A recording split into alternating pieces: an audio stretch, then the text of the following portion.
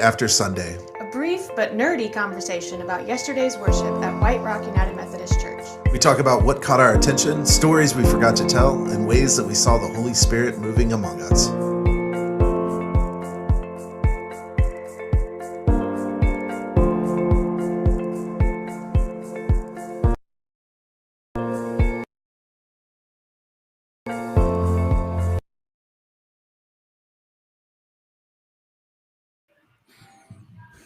Huh. Good morning. We have this debate going on all the time about does our intro have these issues, and sometimes our outro as well. And I think that there just proved it. It has some issues. So, Yep. Hi, everyone. Hi, welcome everybody. Welcome to the Sunday Sit Down. I'm Rebecca. I'm here with Phil. It's not Sunday Sit Down. It's the day after Sunday. Oh, it's the day after Sunday, right? Yes. I don't even know where I am right now. What day is today? It's going great so far. How's your Monday going? A really good start. Hey, you know what? We're here. It's Monday. It's fine. It's all like drizzly and nasty outside on a Monday morning. So, and it's only supposed to get cold and worse. So, you know, we're hibernating. It's fine. Everything's fine. Yeah, it's some people cough. Mitchell cough. They love this weather. Mitchell, like, he just loves the cloudy weather, and he's like, it reminds me of my time in Oxford. Yes, and then just like Phil, you just did, we all roll our eyes at him and say, okay, Mitchell. The rest of the world really, and Dexter, Mitchell and Dexter love clouds. But the rest of the world, not so much. But hi, everybody. If you are watching live, let us know you're watching. Say hi. Tell us where you are. Tell us what you're doing this morning. We would love to see you. Yesterday, on Sunday, we had week 5 of 6 of our Love Local series. Which we should just stop there, right? Like 5 of 6 is a big deal for us. Yeah, it's a long series for us, for sure. The only reason we could do it is because Mitchell is gone. Chase Wagner, hi. Hello, nice to see you. Chase is a member of our choir. He's fantastic. So it was 5 of 6, and yesterday our focus was study. So that is the last of the 4 quadrants, and then next week we'll wrap up the series, focusing on like what do we do next. Basically, next week is sort of the take home. Yeah, take home. What's next? Next steps, kind of thing. Good morning, Lorna. Hello, Jill. So it feels like hi, Mama. So that was yesterday. If you missed any of it, if you missed the Sunday Sit Down like I did not get to see your conversation with Elizabeth Mosley, you can go back and watch that on our Facebook Live or our YouTube feed. Just check that out. So I plan to do that later today. Yep. Yeah. The audio version's up on wherever you listen to podcasts, and I'll have the video edited probably by the end of the day, and it'll be up on our YouTube playlist of all of our Sunday Sit Downs. You can find it all on YouTube. Yeah. Awesome. So yeah. No, it was a good day. It was nice to kind of have that full, wrap up of the 4 different quadrants of our discipleship plan, and I love the again, this discipleship plan was put together before I even came on staff, and so these were the scriptures that were picked to go along with the discipleship plan, right? Mm-hmm. Am I saying that correctly? Yeah, we wanted to represent all 4 gospels, and so each of the quadrants represents a different gospel and kind of a focus text. Not to say that that's exclusively what we use to talk about those quadrants, but we did want to focus in on that. So yesterday it was Mark. Matthew. Oh, Matthew. Was Matthew? It was Matthew. I don't know where I am these days. It's fine. Maybe it's fine. Yes. So we were talking about ask, seek, and knock. Yeah, Matthew 7. Kind of the end of the Sermon on the Mount. Yeah. Yeah. So Josh was I loved the way he introed this. I don't know, it was so helpful to me. It was comforting almost that he sort of had this callback to I have such good memories of these halls being filled with Sunday school classes, and then the most impactful thing he said in that was, "That's not over. We are still finding ways to connect and study together." That was really impactful for me because it's so easy to say, "Oh, pandemic, everything's canceled." No, we're not canceled. Right. It's just looking really different. Yeah, I'm curious what that meant for people who have never stepped foot in our church, right? Because we have a lot of people who worship with us now who are spread across the country. And so I wonder what that felt like for them to kind of to center them in that space that they've never been into, you know? And then I wonder what it meant for people who, have worshiped there for 50 years. And, it's got to be a good walk down memory lane just to be able to set yourself in that space in a way that you haven't been able to like physically do for quite a while now. Yeah. So I agree. I thought Josh did a great job of really, really kind of a transcendental experience of like putting you in the space again, even though you were probably sitting in your living room or wherever you were. And I thought that was a really great way to start his sermon and to get us really grounded in this idea. And I think that, even in the way you've done liturgy, Rebecca, like there's been this constant reminder, and we did it in the communion again yesterday, that the church has never been closed, and Right. I think that a lot of churches have said that and very much meant that and have done a great job living that out. Yeah. And so I'm really glad that he did that to center us.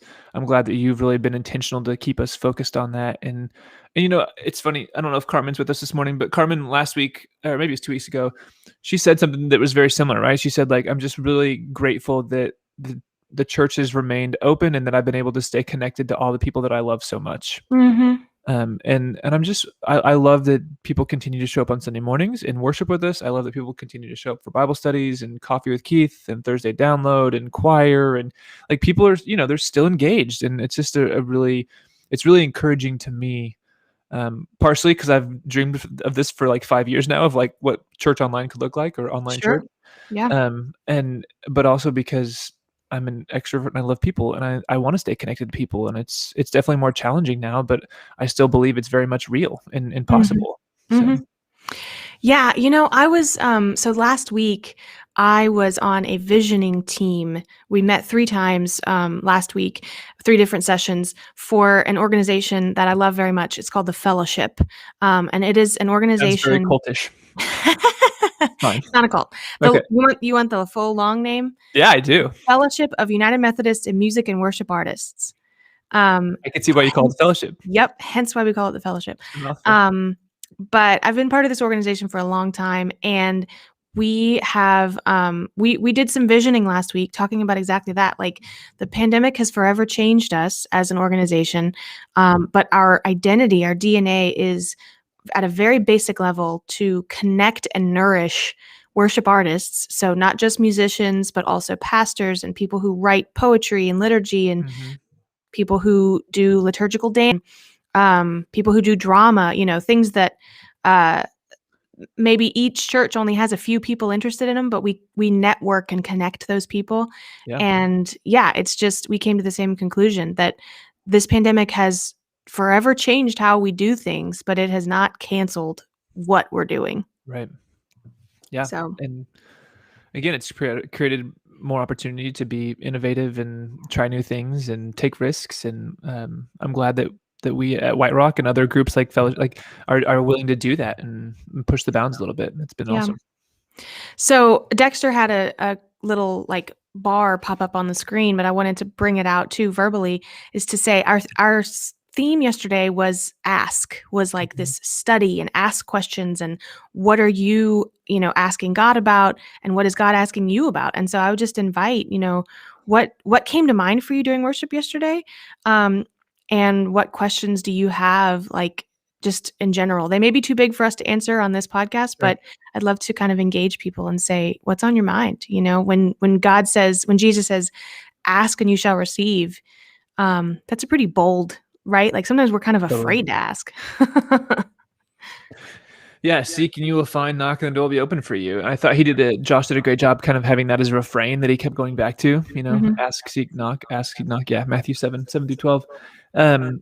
We talked about it in Bible study last Wednesday, and there was some actual frustration because people said, like, I feel like I do ask a lot and I don't get a response, or I don't get the response that I necessarily want, and so am I just left to then have this assumption that I'm asking the wrong questions or I'm wanting the wrong things. And I think it's a really tough part to wrestle with in this realm of asking, I do too.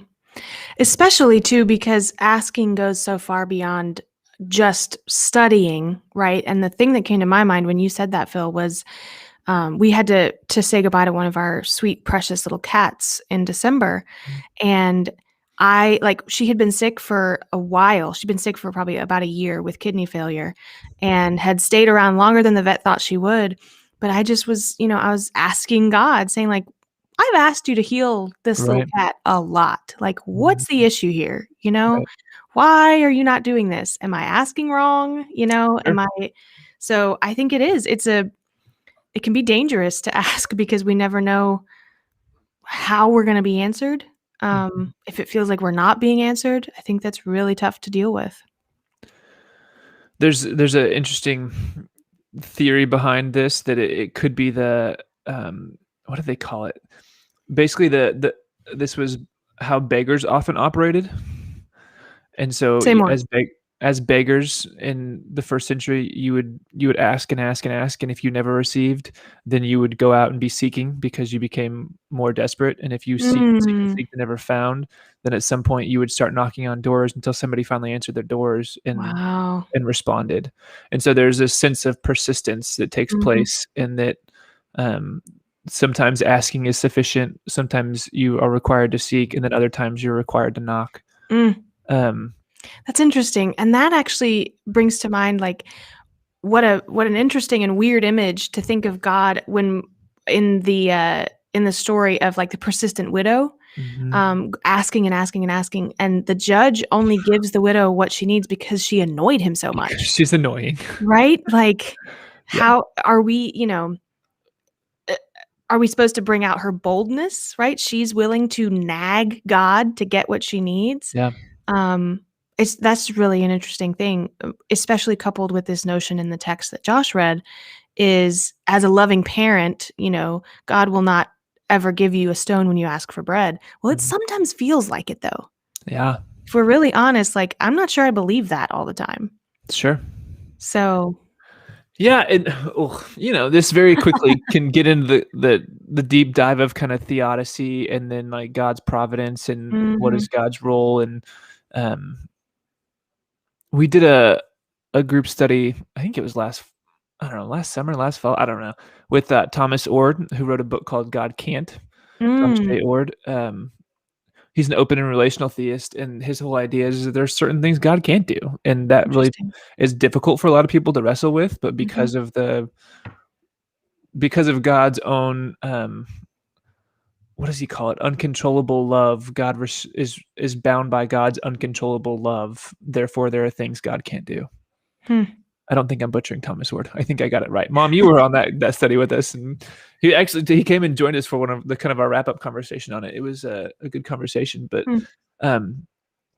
it's tough. It's tough to wrestle with. Yeah. God must love. God's love is uncontrollable, not only in the sense that creatures cannot control divine love, but also in the sense that God cannot stop loving. That's Dexter coming through with the footnotes again. The uncontrolling love of God. Yeah. An open and relational account of providence. Dexter's good at what he does. I think I really like Thomas Ord, not only because I think he's brilliant, but also because he's very pastoral in the way that he approaches this. And I think that's the hard part with theodicy. And I keep saying theodicy, right? The problem of evil, the problem of suffering in the world. Often we can come to a theological or an intellectual landing place for how God acts in the midst of all the suffering and all this.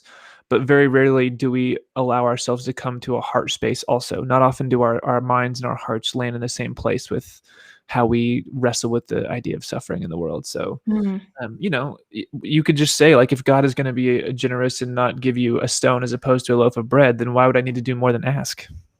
Right. Yeah. Why would I have to seek or have to knock, So, it's a lot to wrestle with. That's some tough stuff, and I think Josh, like, each week in this series, our preachers, you and Keith and Josh so far, and Mitchell, who started us out, we've only, like, just very, very gently tapped the surface of everything that's underneath it. Yep.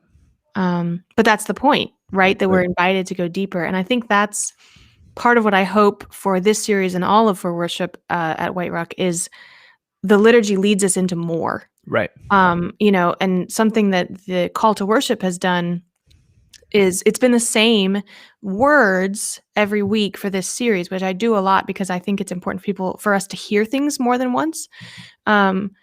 But different voices have brought them forward. So we've had a different 2 people every week bring the call to worship to life. And for me, what that does is it brings different words to the forefront because everybody reads a little differently. Yeah. So we are reminded to be generous, to give people the benefit of the doubt, to seek God whose name is love, and every week it sounds a little different to me. I think that's the same with this notion of study that you've said before too, is we can go to the same biblical text, or we can reread the same book. It doesn't have to just be the Bible, but any kind of study that we do, if we do it a year apart, it's going to be different for us. Right. Because of what we're going through in our own lives or because of other things we've read in between, Totally. So yeah, I think that's important. Yeah, they came up in the sit down on Sunday with Elizabeth, and she also said, in sermons, often we want to try to answer every question or approach every aspect of the text, but clearly we don't have the time to do that. And so a lot of it gets left on the cutting or the threshing floor. And we have to just go with one specific aspect of it. But the brilliance or the opportunity that's allotted to us in study is that we have the opportunity to dive a little deeper, and so the liturgy, the sermon, they, like you said, they invite us into this. It's almost like an invitation into the beginning of the conversation, and then study invites us to go even further and to dive even deeper, to explore those ideas and concepts even more. Yeah, totally. Was there anything music-wise that really stood out, or that you wanted to connect in? I did want to bring this out just to kind of brag on my choir members a little bit. So there's an app called Acapella that we use a lot. And the last 2 weeks, and then coming up this Sunday, we've had smaller ensembles of the choir bring some hymns to life. And that's been different because in the fall, we focus more on getting big virtual anthems together where everybody, all 25 voices, sang their individual part, and Dexter edited them together. And we did anthems that we presented in worship. And this semester so far, I've wanted to focus on some more kind of bite-sized pieces of how the choir is involved, really highlighting that they are leaders. They're not simply wonderful musicians with hearts for service, which they are, but they are leaders on a weekly basis. And so yesterday, a group of us sang Seek Ye First, which is a very simple, it's so short. It's just 2 little verses, but much like this text, right? It draws from this scripture that you can sing it over and over again and you can get something a little different out every time. So we had that ensemble, and it was neat to kind of pass that around because you have to do it one at a time. You have to do it sequentially. So Farron records his part, sends it to me. I record my part. I send it to Gail. Gail records her part. She sends it to Linda. It has to be one at a time. Otherwise, we interfere with each other's musical situation. Which I love that you just explained that out, because I see it each time and I've just never known exactly what the process is of getting it done. Yeah, it's neat. It's that's what the folk band uses mostly too, is that app. It's not great for huge groups. That's why we only do it for kind of the small ensembles, but it is neat. It's, Farron will lay down the first track, or if we're doing a folk band piece, I will lay down the first track and then I'll send it to Sarah. And it's really collaborative because she's like, hey, do you want me to add harmony on this part or just stick with melody? And more often than not, I'm saying I trust you. You do what you do. You're a great musician. Just go for it. But so this coming Sunday, we'll do that again a couple different times, folk band and choir. Cool. It's been fun. I love it. I think that's a really great addition. And it's, we've said this before too, but it's just really helpful to see people again, and to see more than just the staff. And we love to be seen by everybody, right? But we, more than anything, love the opportunity to engage the congregation in worship as well. And so I love that you keep bringing people in to do that. It's really helpful for me. I started in July and I've still only met a dozen people in person, I know. Maybe a dozen. I don't know if even that many. So I love to be able to see the congregation and have them in worship with us. I think it's great. Yeah, I do too. It's a really good, it's a reminder too, what Josh said of this, it is the current reality, but it's not the only reality, right? And so this reminder that we are still bound together to something bigger, Sure. a bigger story, a bigger experience. I did have one question about acapella. There were obviously two of you. I'm going to guess everybody saw that and noticed that there What were are you two of talking you. about? I have an identical twin. Didn't you know? Oh, that's what it was. In the same shirt. Yes. Do you listen to it at the end and think, I think this needs this also, and then decide if you're going to add another layer into it, or what got you to that point? So that is something that acapella does not really allow you to do, because you have to choose your grid size at the beginning. You have to choose, I'm going to use 6 Oh. squares. I'm going to use 8 squares. So That's a more flaw. often than not, yeah, it's a design flaw a little bit. More often than not, if somebody has a schedule change, or they get sick or whatever, Farron and I are kind of the fillers. Gotcha. You've seen Ben also be on folk band videos 2 and 3 times. Yeah. Ben in triplicate. Love It's it. it's sometimes because we plan that and we're like, yes, I know that I'm going to need piano and drums. Sure. But other times I'm like, whoops, somebody got sick or somebody had to work. I need to fill in this square. Gotcha. So yeah. That's fun. Yeah. Good question. Yeah. See, learning all kinds of things today. Absolutely. Totally. Well, again, if anybody had a question or things that popped out from worship yesterday, we welcome your thoughts and your questions and your feedback, whatever it may be. Yeah. Feel free to drop it in the chat. But I didn't check our YouTube. Oh wait, no, YouTube pops up on here too, right, Dexter? I'm asking Dexter as if he's actually like right here, but well, he is right here. I know he can not hear on, us. Yeah. Yeah, he's not on air, but he is. There we go. Dexter is ever present. Omnipresent Dexter. No, so okay, well, let's do this. Let's turn a little bit to next week, because you're going to preach on Sunday. Yeah. So next week, like I said earlier, it's our wrap-up week, and we're going to be focusing in 1 Corinthians 13, which is the love chapter. And so often I think we overuse that chapter more than a lot of others, to where we're not really hearing it. And so what I'm hoping to do is sort of thread this needle of not only are we wrapping up this series, but we're also wrapping up the time in our church calendar that is between Christmas and the start of Lent. Yep. And so the fancy churchy title for next Sunday is Transfiguration Sunday, where we focus on Jesus giving his disciples a glimpse of what the risen Christ will look like. It's where they get to see Jesus on the mountaintop, glowing. They're freaked out, as only disciples can be, I feel like. And so what does it mean for us as we enter into the Lenten journey the following week to carry this notion of, serve, study, live, and worship? If we just have those 4 words disparate, we're never going to put them together. But if we bind them with love, that's how we live our life. Love it. Right? I mean, and just like the scripture says, and we'll walk through this, is if I study the right way but don't love, I'm missing the point. If I worship the right way but don't love, I'm missing the point. So yeah, hopefully good. this Sunday will be a time to sort of thread that needle for everybody. I love that. Do we need to wear like really bright, shining clothes for worship on Sunday, since it's Transfiguration? Please do. Can you wear a Sparkles? sweatshirt that sparkles? I'll have to see what I can find. I'm sure my daughters have something that I can throw on that will Totally. I am all about a sparkly boa. So. reflect the light real well. Yeah. I have been known to match my clothes to whatever the altar display is, but really, that's a story for another day. Yeah. Well, interestingly, right? Like we have stoles and stuff that are supposed to reflect the liturgical season. Yes. So that is far off. Okay, so this may sound very shallow of me, but I love stoles, and that particular, not being allowed to wear stoles, honestly almost convinced me to get ordained. I was like, it's not fair. Stoles are so pretty, but no, that would have been interesting in your ordination conversations, right? Well, like, now what is it? What's your call the minute?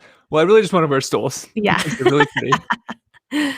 No, that's not true, but it is kind of true. I do have fancy scarves, though. That is true, Dexter. I do have fancy scarves.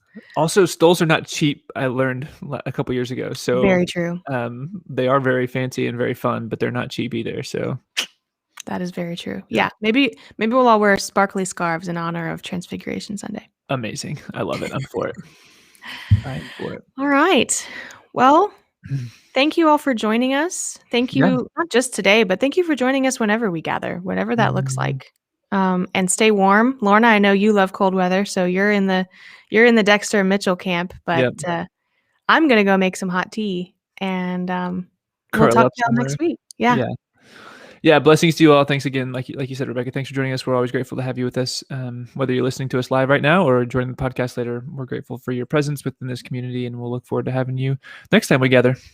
Sounds good. Take Go in care. peace.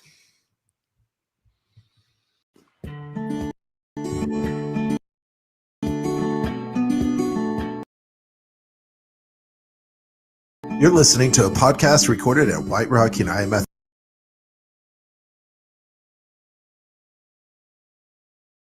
Methodist Church in the heart of East Dallas. For more information, you can find us at WRUMC.org